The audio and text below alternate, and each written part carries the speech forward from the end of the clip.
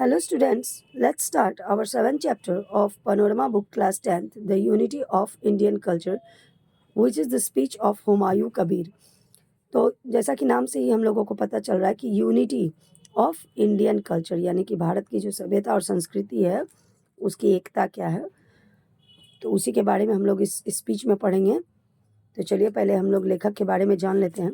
Humayun Kabir was a famous poet, novelist, essayist and a renowned political thinker. He was a cabinet minister for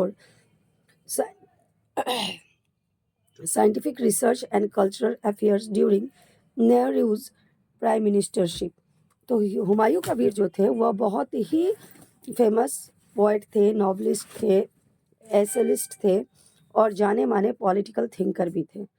तो उन्हें cabinet ministry मिला था scientific research and cultural में, नेहरू जी जब prime minister थे अपने देश के।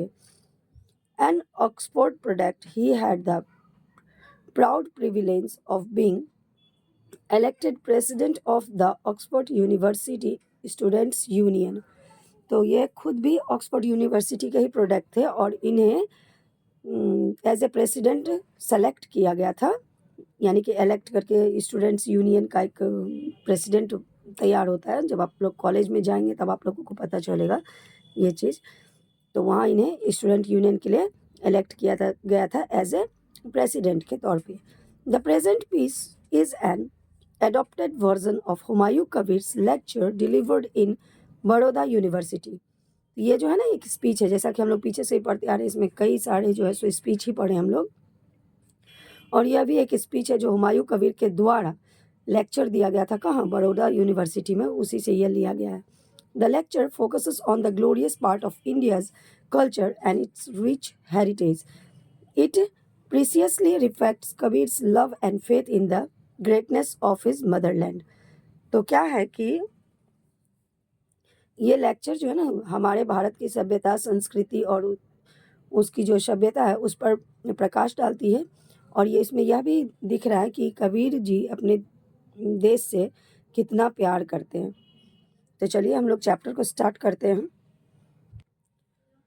Till recently, the Aryans were regarded as the earliest invaders of the land.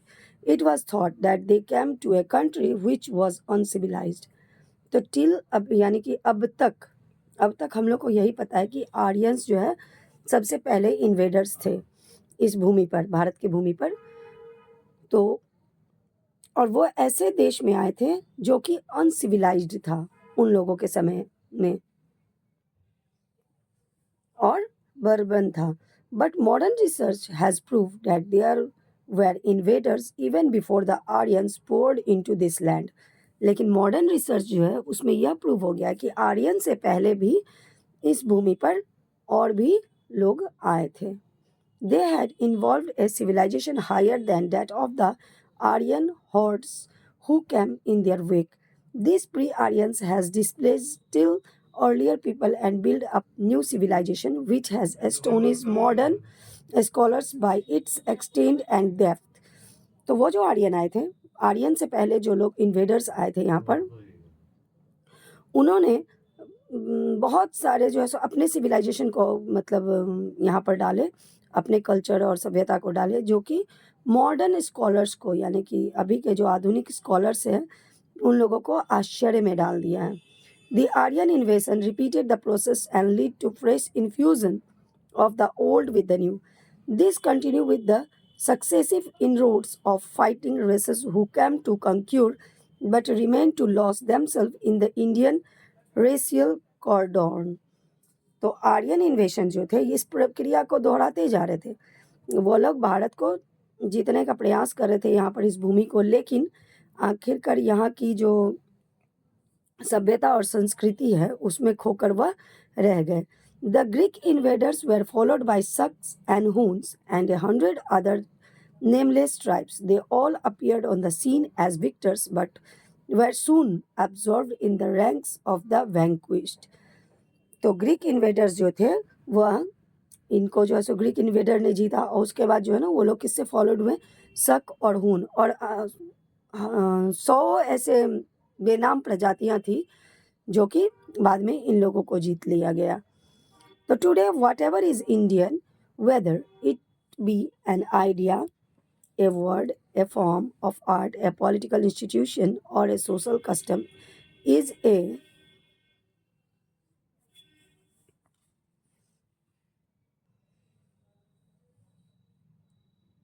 is a blend of many different strains and elements.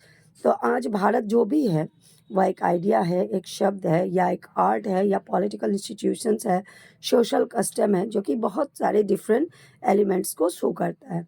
In spite of this derivation from many sources and the consequent variety of forms and types, we find a remarkable unity of spirit informing Indian culture throughout the age. In fact, it is this underlying unity which is one of the most remarkable features of Indian culture. तो यह बहुत पहले से, यानी कि Indian जो culture है, यहाँ पे इतनी सारी डाइवर्सिटीज़ होने के बावजूद हमारा जो इंडियन कल्चर है वो शुरू से ही ऐसा है. आज से नहीं, शुरू से ही ये ऐसा ही है.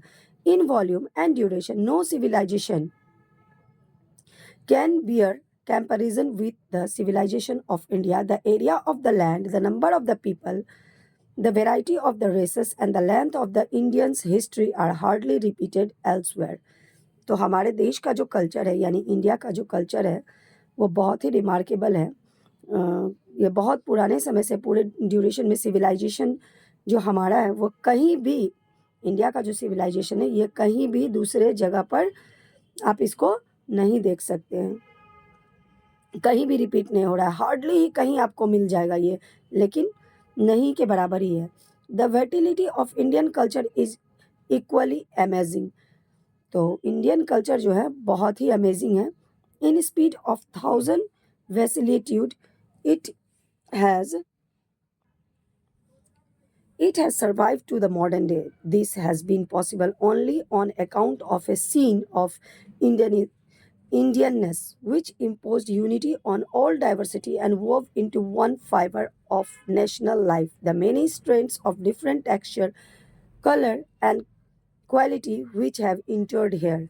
तो हमारे देश में जो ये कल्चर है जो अभी तक चेंज नहीं हुआ, अभी तक चलता आ रहा है, तो क्यों है? क्योंकि इंडियननेस के कारण है. ये संभव इसीलिए हो पाया है क्योंकि सबके अंदर भारतीयता की सोच है. और यह हमारा जो यूनिटी है डाइवर्सिटी को लेकर के, कि बहुत तरह के यहाँ पर कई जाति के लोग रहते हैं, कई कलर्स के लोग रहते हैं, क्वालिटी है, कलर है, टेक्सचर है, बहुत चीज़ें, उसके बावजूद भी यह एक ही धागे में पिरोया गया है. The ancient world threw up fine flower of civilization in many lands. With the exception of India and China, they are all dead and gone. बहुत सारे जगहों पर एंशियंट वर्ल्ड में जो है ना सिविलाइजेशन बहुत जगह खिली, लेकिन बचा सिर्फ कहाँ? आपको चाइना भी इसका एक उदाहरण है. इंडिया और चाइना में बाकी सब जो है ना डेड एंड गॉन है. It is only in India and to some extent in China that the old civilization and culture have grown and changed, but never grown or changed at the expense of an underlying unity. This has been possible only through the capacity of readjustment exhibited by the Indian society. तो India और कुछ China में जो पुरानी सभ्यता है, संस्कृति है, वो अभी तक परिवर्तित नहीं हुई है, वही चली आ रही है. और ये जो है ना कैपेसिटी क्यों हुआ है? रीएडजस्टमेंट के कारण यहाँ पर संभव हो पाई है. One ground of this adjustment is found in the spirit of toleration that has characterized Indian history throughout the age. Live and let live has been the policy of the Indian in all spheres of life. तो एक ground जो है adjustment का, उसका जो है ना toleration भी है.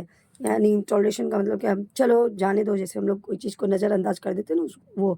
और इंडियन हिस्ट्री में शुरू से क्या है? लिव एंड लेट लिव, जियो और जीने दो की जो पॉलिसी है ना, वो बहुत बड़ा यहाँ के कल्चर के लिए मायने रखता है.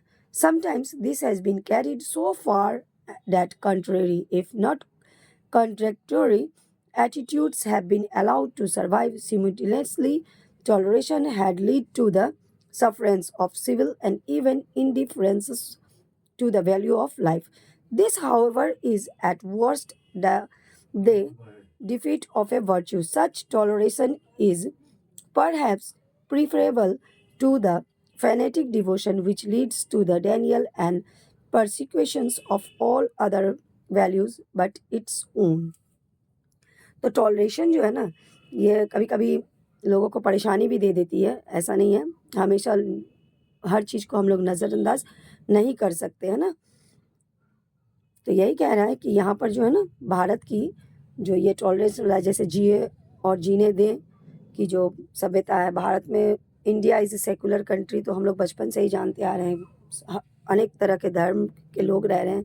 उसके बाद भी हमारे अंदर, हमारे भारत के अंदर ना पूर्ण रूप से एकता बनी हुई है, जैसे और जगहों पर नहीं है। हमारी जो सभ्यता है, हमारी जो संस्कृति है, ओल्ड जनरेशन से लेकर के हमारे न्यू जनरेशन तक अभी तक तो चली आ रही है ना। Throughout the changes of Indian history, we therefore find a spirit of underlying unity which informs the diverse expression of its life.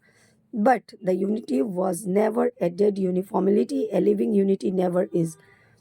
So, throughout the changes of Indian history, we therefore find a spirit of underlying unity. मतलब कुछ changes होता है, अब देखिए जैसे कुछ changes मतलब क्या, कि जैसे समय समय के हिसाब से तो हम लोग भी अपडेट हो जाते हैं ना, जैसे पढ़ाई का, लिखाई का, कपड़ा का, बहुत सारी चीज़ें ऐसी होती हैं जो कि चेंज होती है, लेकिन बहुत सारी जो हमारी संस्कृतियां हैं वह नहीं बदलती है, वह जीवित रहती हैं। Unity and universality must belong to any culture that is true and vital. Now, culture is a concept which cannot be simplified or unitarily defined. There is no single character or mark which can be regarded as the essence or distinctive features of culture. तो unity और universality जो है ना, वह किसी belong to any culture, किसी भी culture पे वो हो सकता है। और कल्चर एक ऐसा चीज़ नहीं है जो किसी एक कॉन्सेप्ट पे हम लोग लेके चल सकते हैं, उसमें बहुत सारी चीज़ें होती है, बहुत बहुत सारा मिक्सचर होता है। किसी एक चीज़ को लेके आप ये डिफाइन नहीं कर सकते, कल्चर को डिफाइन नहीं कर सकते हैं। It is always a complex of many strands of varying importance and vitality. If we attempt to differentiate between culture and civilization of life, which makes civil society possible, culture, on the other hand, is the resultant of such organization and expresses itself through language and art, through philosophy and religions, through social habits and custom, and through political institution and economic. तो अगर हम difference निकालते हैं civilisation और culture के बीच में, तो क्या है, इसको जो है ना हम लोग क्या चीज़ पे देख सकते हैं, सिविल सोसाइटी, पॉसिबल कल्चर। दूसरे हाथ में अगर देखिए, resultant of such organisation expressions itself, language के द्वारा, आर्ट के द्वारा, फिलोसफी के द्वारा, रिलीजन के द्वारा, सोशल हैबिट्स के द्वारा, कस्टम के द्वारा, पॉलिटिकल इंस्टीट्यूट और इकोनॉमिक ऑर्गेनाइजेशन के द्वारा। Not one of them is separately culture, इसमें से कोई एक को आप कल्चर नहीं कह सकते separately, but collectively they constitute the expression of life which we describe as culture. Culture is the efflorescence of civilization. Civilization is the organization of society which create the condition of culture. तो culture से civilisation नहीं बनते, लेकिन civilisation से culture तैयार किए जाते हैं, यानी उसी से उत्पन्न होते हैं। कल्चर जो है ना, वो सिविलाइजेशन के ही फूल है जो खिलते हैं, सिविलाइजेशन के अंतर्गत ही वो खिलेंगे। There can therefore be no culture without civilization. तो कोई भी कल्चर बिना सिविलाइजेशन के नहीं हो सकता है। But they may be civilization which have not yet develop their culture, लेकिन अभी भी बहुत सारी सिविलाइजेशन ऐसी हैं जहाँ कल्चर डेवलप नहीं हुआ है। बहुत सारे ऐसे सिविलाइजेशन है जहाँ पर अभी भी कल्चर डेवलप्ड नहीं है। Perhaps what is more often the case is that there are civilized people among whom only a small section has achieved culture. We have therefore had and still have races and nations that are civilized. So what is more often the case in that other are civilized among the people among whom only a small section has achieved culture.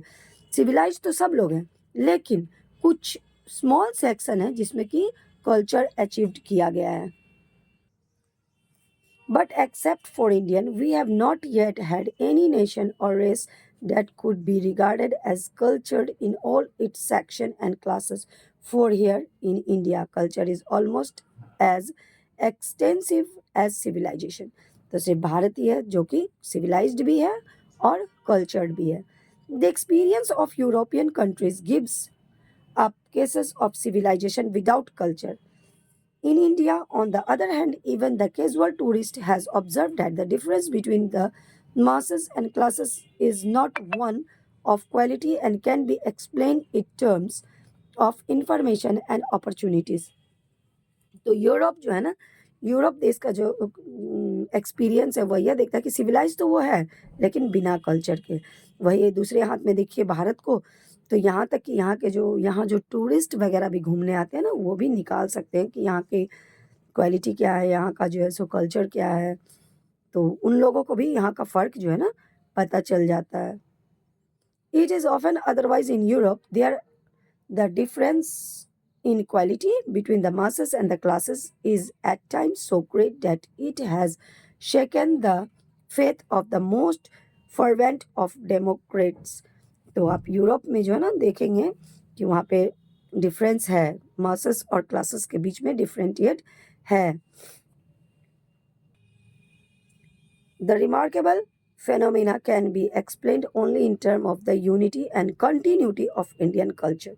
Unity is, in one sense, the common characteristics of all culture. तो देखिए remarkable phenomena जो है ना उसको हम कैसे explain कर सकते हैं. यूनिटी एंड कंटिन्यूटी, एकता और लगातार जो कोई चीज़ चलती रहती है ना, कंटिन्यू प्रोसेस में होता है, उसे कंटिन्यूटी कहेंगे इंडियन कल्चर का. यूनिटी एक सेंस है जिसमें कॉमनली ना सारा कल्चर का कैरेक्टरिज आ जा रहा है उसमें. What especially distinguishes the culture of India is its unbroken continuity. जो इंडिया का कल्चर है उसका जो स्पेशली है ना वो है अनब्रोकन कंटिन्यूटी, यानी कि जो कंटिन्यूसली चला आ रहा था ना वो टूटा नहीं है अभी तक. Here there have been no violent or sudden breaks, but on the contrary, a steady growth and extension of the culture which has gradually permeated every class and section of the society. तो यहाँ पर जो है ना sudden कोई break नहीं है और हमारा जो ये कल्चर है वो स्टीडीली ना ग्रोथ कर रहा है, इसमें कहीं कोई परेशानी नहीं है. सभी क्लास के लिए, सभी सेक्शन सोसाइटी के सेक्शंस के लिए हमारा जो बर्ताव है, हमारी जो एकता है, हमारी जो समृद्धि है वो लगातार चली आ रही है. भारतीयता जो है वो लगातार बनी हुई है सबके मन में. भारत के जितने भी वासी है वो एकता होने का यही कारण है कि भारत में जिस तरह से शुरू से आ रहा था यूनिटी का, उस प्रकार से अभी तक लोगों के मन में यह धारणा बनी हुई है. और मैं यही चाहूँगी कि आगे भी हमारा जो कल्चर है वह चलता रहे, आने वाले जनरेशन में भी चलता रहे. तो बच्चों ये बहुत ही मज़ेदार स्पीच थी जो शायद आप लोगों को भी काफ़ी पसंद आया और मुझे भी बहुत अच्छी लगी. तो वीडियो पसंद आए तो प्यारे बच्चों लाइक कीजिए, शेयर कीजिए और मेरे चैनल को सब्सक्राइब कीजिए. पढ़िए और पढ़ते रहिए. Thank you.